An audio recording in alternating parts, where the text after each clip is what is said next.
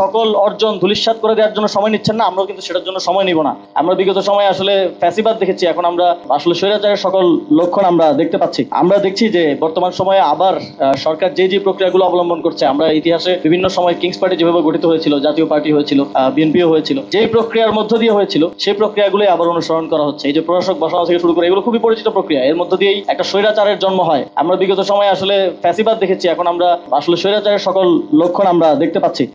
আমরা এই গণভোটের যে বিষয়টা, এটাকে অনেকে বিভিন্ন আলোচনায় আমি দেখছি যে জিয়াউর রহমানের সময় যে গণভোট করা হয়েছিল সেই গণভোটের সাথে তুলনা করা হয়। এটার একটা সুস্পষ্ট পার্থক্য আছে। জিয়াউর রহমানের সময় এই গণভোটের মাধ্যমে লেজিটিমেসি নিয়ে কার্যক্রমের প্রতি এবং এই যে বিভিন্ন প্রসেসের মধ্য দিয়ে তখন এবং এজেন্সিকে ব্যবহার করে একটা কিংস পার্টি তৈরি করার জন্যই মূলত এই পুরো প্রক্রিয়াটা করা হয়েছিল। কিন্তু এবারের গণভোটটা হয়েছে বাংলাদেশের এই রাষ্ট্রের কাঠামোগত সংস্কারের লক্ষ্যে, এবং এবারের গণভোটে জনগণ এই কাঠামোগত সংস্কারের পক্ষে হ্যাঁ ভোট দিয়েছে এবং এটাকে বিজয়ী করেছে। ফলে এই গণভোটের রায় যদি আপনারা না মানেন, তাহলে এই সরকারকে আমরা সেদিন থেকেই অবৈধ সরকার বলা শুরু করব, এবং আমরা এটার জন্য সময় নিব না। আপনারা যেমন এই যে আমাদের সকল অর্জন ধূলিসাৎ করে দেওয়ার জন্য সময় নিচ্ছেন না, আমরাও কিন্তু সেটার জন্য সময় নিব না। আপনারা যেটা বলছেন যে অনেক সময় আপনারা বলেন, বিভিন্ন ইন্টারনাল আলোচনায় বলেন যে 15 বছরের অভ্যুত্থান হবে না, 20 বছরে হবে না। এটার নজির আছে বাংলাদেশে। যখন 69-এর অর্জনটা রক্ষা করা যায় না,